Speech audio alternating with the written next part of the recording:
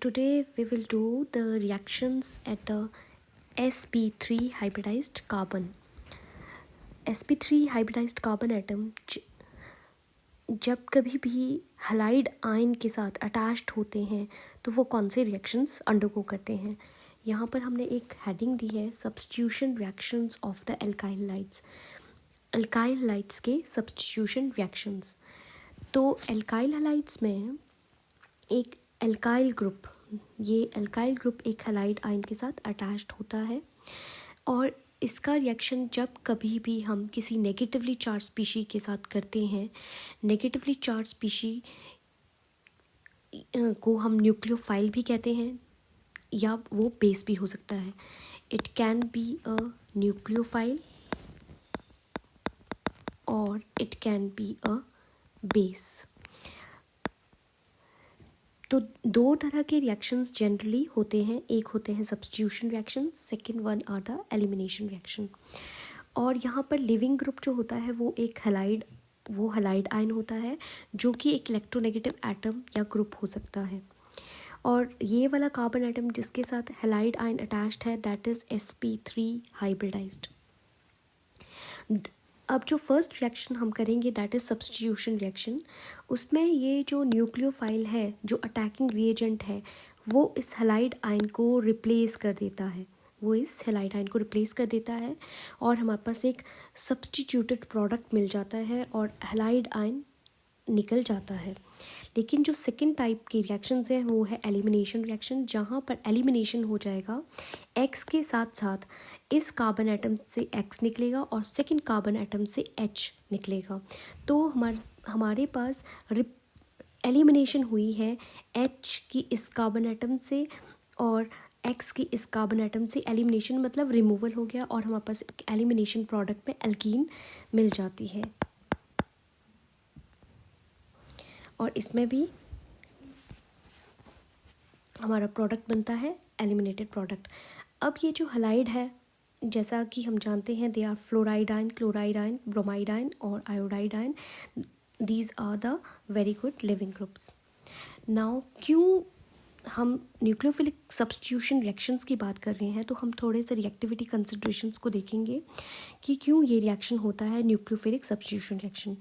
क्योंकि alkyl halides case में carbon और हैलोजन, हैलाइड आयन हैलोजन जो है, उनके बीच में काफ़ी ज़्यादा इलेक्ट्रोनेगेटिविटी डिफरेंस है, जिसकी वजह से ये जो बॉन्ड है, इसके जो इलेक्ट्रॉन्स हैं, they are not equally shared.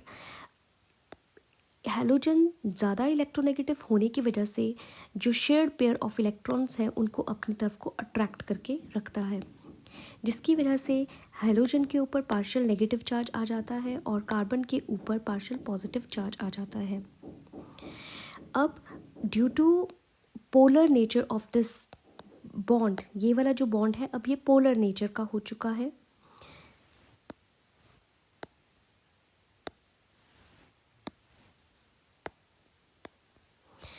अब न्यूक्लियोफाइल, जिसे न्यूक्लियस चाहिए है, न्यूक्लियोफाइल इस कार्बन एटम पर अटैक करेगा और उसी टाइम पर X नेगेटिव भी निकल जाएगा. न्यूक्लियोफाइल अटैक करेगा और उसी टाइम X नेगेटिव भी निकल जाएगा. तो इस तरह से सब्स्टिट्यूशन हो गई हैलोजन की बाय द न्यूक्लियोफाइल, इसीलिए हम इसे न्यूक्लियोफिलिक सब्स्टिट्यूशन रिएक्शंस भी कहते हैं. जैसा कि हम देख सकते हैं, न्यूक्लियोफाइल ने यहाँ पर इस कार्बन एटम पर अटैक कर दिया है और at the same time X negative निकल गया और हमारे पास ये न्यूक्लियोफिलिक सब्स्टिट्यूटेड प्रोडक्ट मिल गया है. अब ये न्यूक्लियोफाइल जनरली एक इलेक्ट्रॉन रिच स्पीशीज़ होती है जिसके पास या तो लोन पेयर ऑफ इलेक्ट्रॉन्स होते हैं या फिर नेगेटिव चार्ज होता है. जैसे कि हमारा वाटर है, वाटर भी एक न्यूक्लियोफाइल है क्योंकि इसके ऊपर ऑक्सीजन एटम के ऊपर 2 लोन पेयर ऑफ इलेक्ट्रॉन्स होते हैं. उसी तरह से हाइड्रोक्साइड आयन भी एक न्यूक्लियोफाइल है क्योंकि इसके ऊपर 3 लोन पेयर ऑफ इलेक्ट्रॉन्स हैं और एक नेगेटिव चार्ज है. अमोनिया मॉलिक्यूल भी एक न्यूक्लियोफाइल है क्योंकि यहाँ पर नाइट्रोजन के ऊपर एक लोन पेयर ऑफ इलेक्ट्रॉन्स हैं और यहाँ पर NH2 नेगेटिव भी एक न्यूक्लियोफाइल है क्योंकि यहाँ पर नाइट्रोजन के ऊपर 2 लोन पेयर ऑफ इलेक्ट्रॉन्स हैं और नेगेटिव चार्ज है.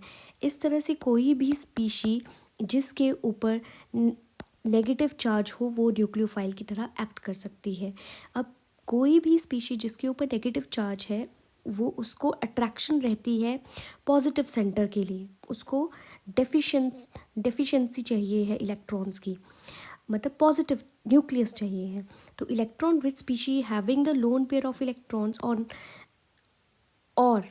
or having negative charge, such species are called as nucleophile, or the species which attracts the nucleus, that is a nucleophile. तो नेक्स्ट लेक्चर में हम मैकेनिज्म करेंगे nucleophilic substitution reactions का। ये दो तरह के इसके मैकेनिज्म्स होते हैं, SN1 एंड SN2, जिसको हम नेक्स्ट लेक्चर में करेंगे।